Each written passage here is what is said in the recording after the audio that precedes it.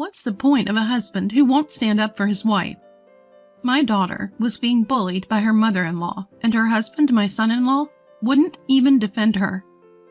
Instead, he said, "Mother-in-law, this is just part of her education as a wife. If you don't like it, take her back home." So I did just that. I brought my daughter back home with me. I'm a 50-year-old woman named Susie. I live with my only daughter, Maureen. My husband passed away in a car accident when I was young, and Maureen was in kindergarten. Since then, I've raised her on my own. I won't lie. It's been tough. I'm sure there were many days when she felt lonely or upset. But she graduated high school and went on to college. After college, she got a job and became a working adult. Maureen works for a well-established local company that runs various businesses like a bakery, a pharmacy, and real estate. It's a solid company. About a year ago, after working there for 3 years, Maureen told me she had a boyfriend. He was a polite and quiet young man, a sales rep from one of their clients. I was hopeful that he would be a good match for my outgoing daughter, Maureen. "Mom, I've decided to marry Ricky." She told me this with a smile about 3 months ago.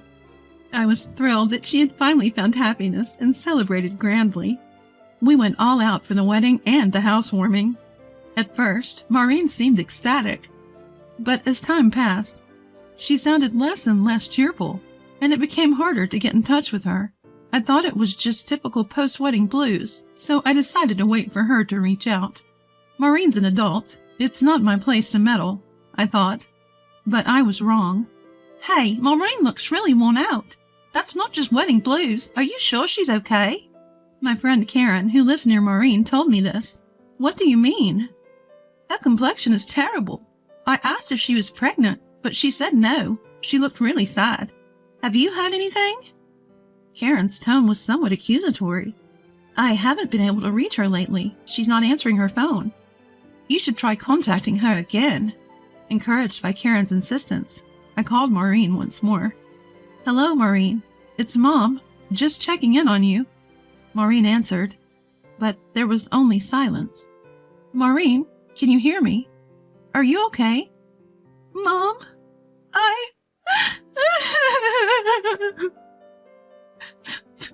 Maureen broke down crying on the phone.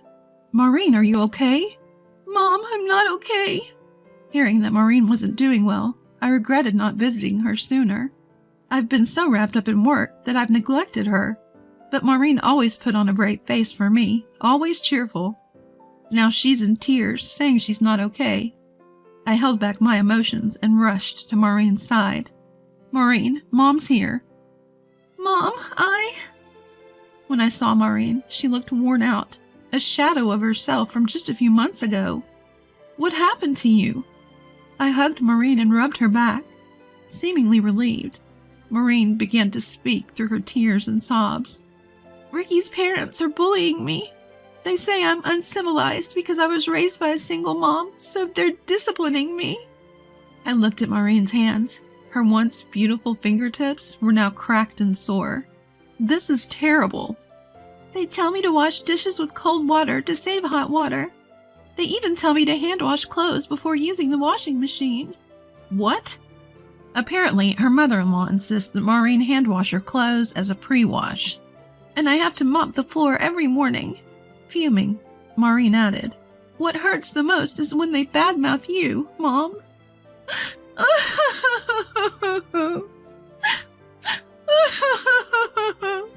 She burst into tears. I was livid and yelled at Ricky's parents. "What are you doing to my daughter?" Ricky's parents came out from the living room. "What's going on?" "Who do you think you are, making a scene in our home?" "You're bullying my daughter under the guise of discipline."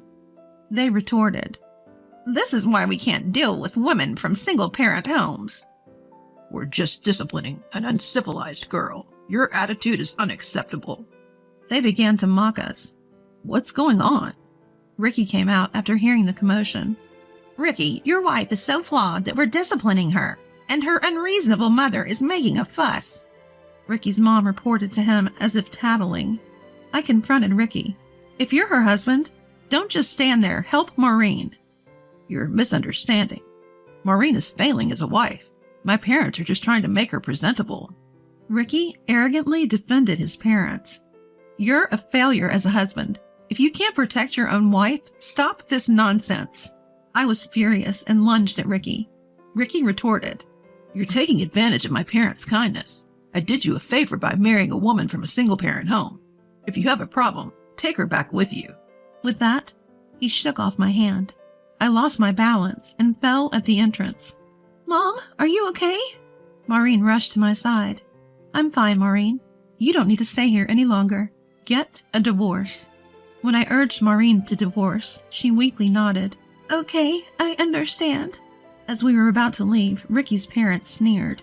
You're probably going back to some rundown apartment. Feel free to come back any time. Yeah, but only if you apologize deeply. Ricky's parents took turns mocking us. I quickly retorted, You're the ones who don't get it. This house isn't yours. Don't get it twisted. What are you talking about? This house was inherited by Maureen from her grandfather, right? What's hers is mine. Ricky insisted it was his, refusing to listen. Actually, inherited property doesn't automatically become the spouse's. That's the law. I pulled out a piece of paper from my bag and showed it to them. It was a copy of the land registry for the house, proving that I was the legal owner. My father, Maureen's grandfather, left this house to me, not directly to Maureen. I've been the one paying the taxes. Ricky and his parents were dumbfounded. I calmly explained that I had gifted them the house as a wedding present, free of rent and taxes. What? I've never heard about this, Ricky. I don't know. She's probably bluffing. Ricky and his parents refused to believe us. Listen, you have no right to live here. If you understand, leave. Despite my declaration, they remained defiant. That's your problem. We're staying. You're the one who should leave. Fine. I'll see you in court, I said, taking Maureen with me as we left the house. As we exited, I noticed neighbors gathered, whispering among themselves after hearing the commotion. Among them was my friend Karen. Are you okay? Sorry for causing a scene. Karen looked concerned.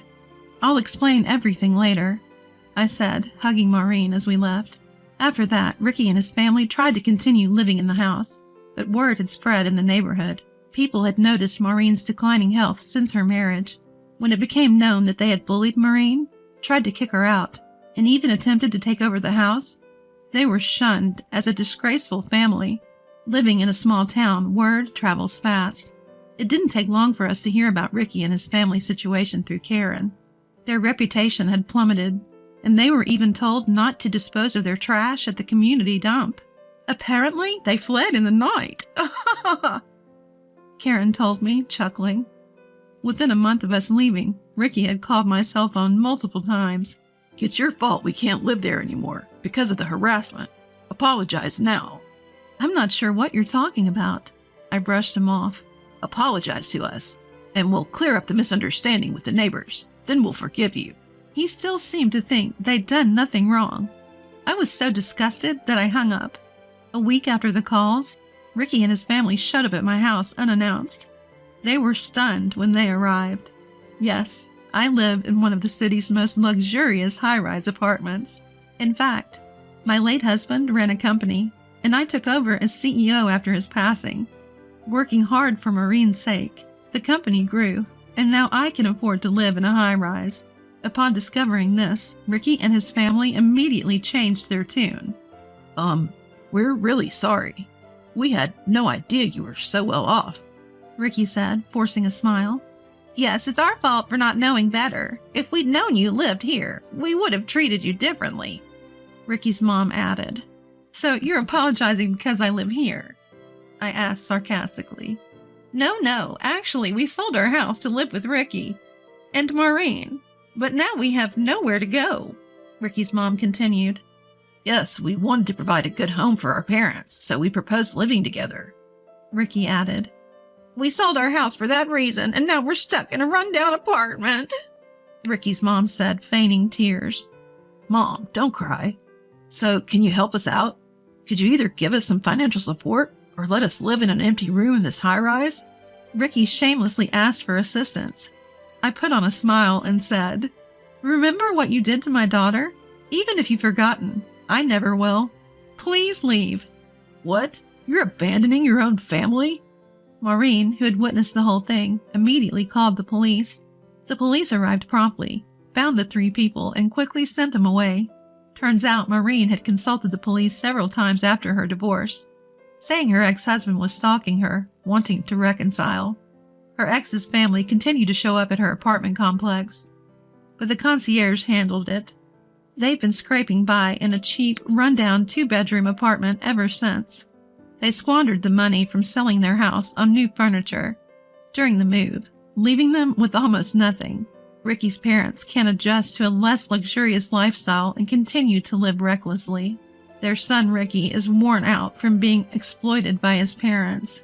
Moreover, the reason for the divorce got out because he used to be a salesman who frequented Maureen's company. As a result, he's been banned from Maureen's company and lost a major client, derailing his career. Even Ricky's parents have started looking for work, realizing the gravity of the situation. But due to their age, skills, and neighborhood gossip, they're struggling to find employment. The jobs they do find don't pay well, and they continue to live in hardship. I decided it would be a waste to leave my father's house vacant, so I've opened it up as a community center for the neighborhood. I occasionally check in to make sure Ricky's family isn't causing trouble. Maureen told me, "I'm an adult now, and I wanted to handle my husband myself. I didn't want to worry you, Mom." I've been telling her, it's not shameful to ask for help. The sooner you speak up, the less you'll suffer. So speak up sooner from now on. After the divorce, Maureen has been living in my high-rise apartment and continues to work at the company she's been with since before her marriage. She was downcast when she first came back home, but now she's back to her old self and helps around the house. We plan to live happily together for the foreseeable future.